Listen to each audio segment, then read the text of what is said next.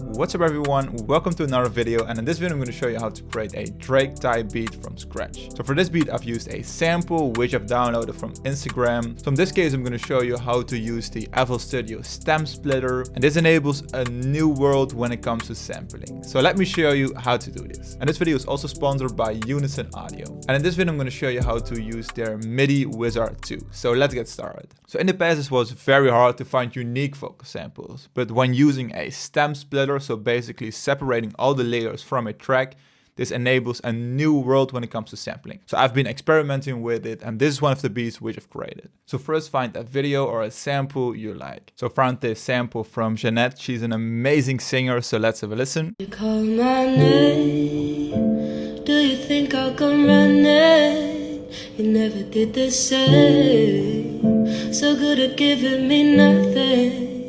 So this is a cover from Billie Eilish, Watch, and I think the sample is perfect when it comes to flipping it into a beat. So after downloading the audio, I'm gonna apply the stem splitter. So I'm gonna select right mouse button and then select extract stems from sample. And in this case, we just have to extract the instruments and the vocals. So let's extract the stems. So as you can see right now, we have two tracks, the vocals and the instruments. And I'm just interested in the vocals. You call my name, do you think I'll come running? So the next step is to figure out the key of this vocal sample. And the easy way how to do this is just look up the chords on YouTube when it comes to this track specifically. And then just recreate them in FL Studio. And in this case, this track is created in A minor. And then you simply time stretch the sample to the project and then select E3 generic. So now let's start off with a simple chord progression. And for creating the chord progression, I've used the MIDI Wizard 2. And the MIDI Wizard 2 is an amazing plugin when it comes to creating chord progressions, creating new melodies. And you could basically pick every genre you want. So it's also very easy to use. So for example, we're gonna pick a genre. So in this case, I think I'm gonna pick ambient downtempo because it's a very good fit with the vocal sample. The key in our case is A minor. So you simply select the key, and then we could select to create a chord progression. We could select hybrid mode or just create a melody. The type could be standard or advanced, and then we could select the length. And right here, we could simply say, okay, we want to create some chords. So I want to pick a keys preset. So let's pick this one. And then we select generate by clicking this button. So we've created this hybrid melody. So let's have a listen.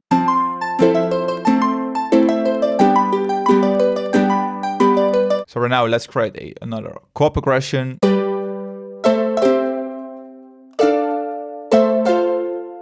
As you can see, it's very easy to create a chord progression, or we could simply create a melody. So when creating a melody in hybrid mode, it's very easy to create a chord progression and a melody on top of it using this MIDI Wizard. So right now I've adjusted the pitch of the sample, so 500 cents, so 5 semitones. And then I've used the MIDI Wizard to create a simple chord progression. So this is the chord progression which I've created. So I've created it in E minor, just use these settings, and then I've generated this chord progression.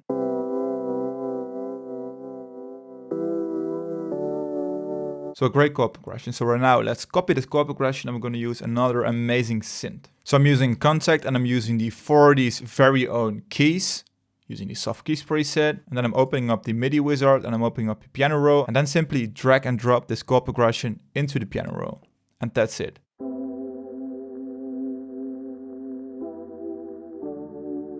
And let's adjust this one like this and layer it with the vocal sample. Oh.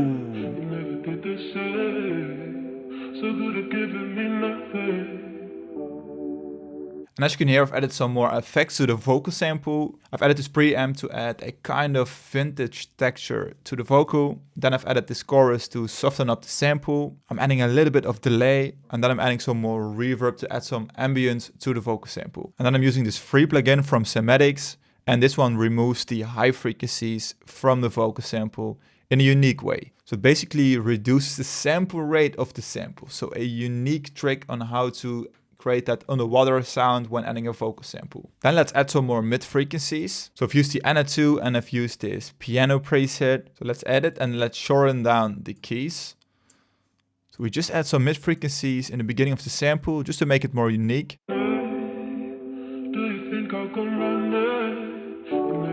That sounds amazing.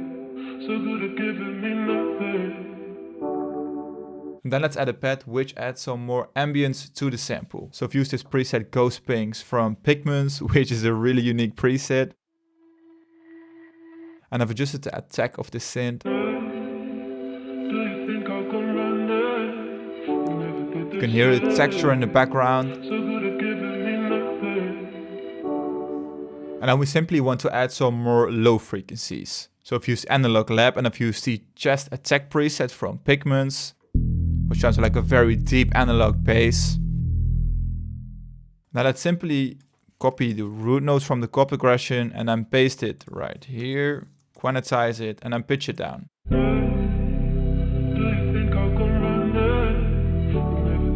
Goes perfect together with the chord progression.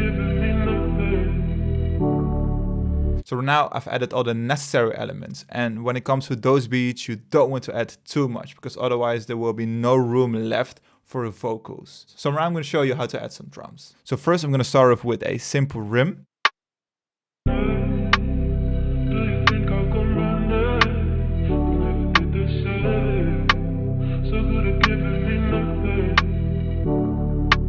So the next step is to add some more high frequencies. And in this case, I'm going to use a hi-hat. I'm going to add a very fast and quick hi-hat. And I've added some reverb to this one. So I've added this Valhalla Vintage Verb with a little bit of mix. I've used the Smooth Plate preset, and the mode defines how the reverb sounds. And in this case, I think this one is the best one. And I've added around a second decay. So then just add it in like this. Use the paint button and then select like this. And then I'm going to randomize it again. So we're adding some more dynamics to this loop.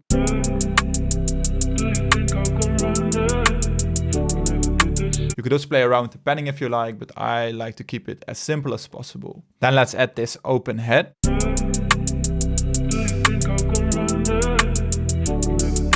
Which is an element which we could use to make the arrangement interesting. So after you've created all these elements, you could maybe play around to create another vocal sample. So next up, I've created these vocal chops.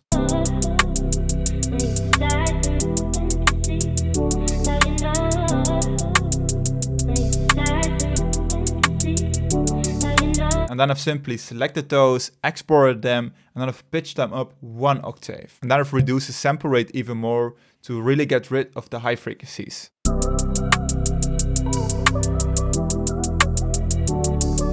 So that's another way how to reuse the vocal sample and turn it into something different. So right now the next step is to add the kick and the 808. And for those Drake type beats, I usually keep them as simple as possible. Again, to leave some room for the vocals, because if you listen to Drake's tracks, I mean, those beats sound really empty. There isn't too much going on. So that's exactly what I'm going to recreate in this beat. So you could simply just copy the bass and paste it into the 808. So let's disable this one. And I'm going to create something simple which fits the rhythm of the beat.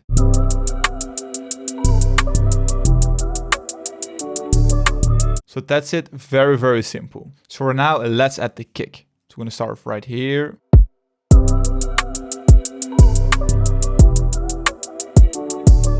So that's it. Right now we've added all the layers, and right now let me show you some essential mixing tricks. So for the 2 vocal layers, I've linked both to one mixer bus, and on both vocal samples I've added this Galfos EQ. And this one is stabilizing the frequencies by adding a very complex algorithm, but it makes a huge difference in the end. And for the main melodies, I've also linked them to one bus, which is called melodies. And I'm first making sure I'm getting rid of the low frequencies because you simply don't need them. Then I'm adding some subtle saturation to basically glue the signal together. Then I'm adding some parallel compression using this preset just to slightly compress the signal. Again, I'm using Galfos to balance all the frequencies. And then I'm using a patcher, and I've created this preset from scratch where I'm widening up the signal. So I'm basically panning this element to the right, this one to the left. And then I've added a second Pro Cue where I'm doing the exact opposite. And this way I'm creating a very clean stereo sounding signal. Very easy trick and very effective. So without all the effects on the melodies, it sounds like this.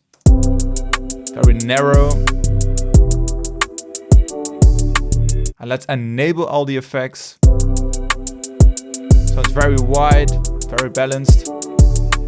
So very easy trick how to make very empty elements sound very, very good. And the final step is creating the full arrangement. So I've used some automation on a cutter filter to make sure it sounds interesting. And by doing this, I'm also creating some more room for the vocals. So for example, right here, this is a crucial automation. As you can hear, I'm removing a lot of high frequencies. And by doing this, you could add another dimension when it comes to making the arrangement interesting, when it comes to switching up the layers. Very easy, but very effective. So that's it for this video. I hope you enjoyed it. But before we're going to listen to the final result, I first want to mention, if you're interested in the Unison MIDI Wizard 2, you can get it right now at a launch price of $297. And you also receive 3 exclusive bonuses, including a MIDI manipulation masterclass, access to an exclusive Facebook group, and advanced video training. So if you want to check it out, make sure to click the link in the description. I highly recommend this plugin. And with all this being said, I hope you have a great day, create some awesome music, and let's listen to the final result. Do you think I can run it? You never did the same. So good at giving me nothing.